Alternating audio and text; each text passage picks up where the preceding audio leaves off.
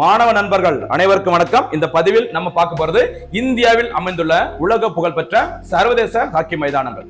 இது ஏன் இப்ப நம்ம பார்க்கிறோம் அப்படின்னு சொல்லி பார்த்தீங்கன்னா 1925ஆம் ஆண்டு இந்திய ஹாக்கி கூட்டமைப்பு உருவாக்கப்பட்டது. தற்போது 2025இல் 100வது ஆண்டு விழா கொண்டாடப்பட்டுள்ளது. அதை முன்னிட்டு தான் இந்த சிறப்பு ஹாக்கி மைதானங்களை பார்க்கலாம். இதுல முக்கியமான ஹாக்கி மைதானம் கலிங்கா ஹாக்கி மைதானம்.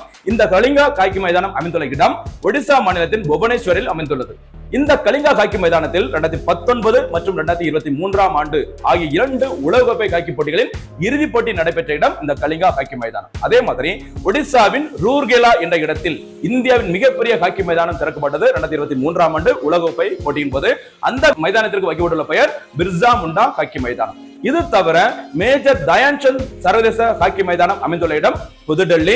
அதே மாதிரி சர்வதேச சர்தார் வல்லபாய் பட்டேல் அவர் பெயரிலும் ஒரு சர்வதேச ஹாக்கி மைதானம் அமைந்துள்ளது.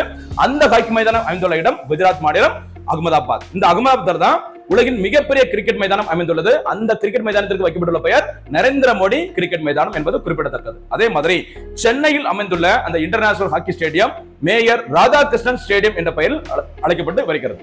இந்த பதிவிற்கான கேள்வி, இந்தியாவின் உலக புகழ்பெற்ற ஹாக்கி வீரரான மேஜர் தயான்சந்த் அவர்களின் பிறந்த தினம் எப்போது?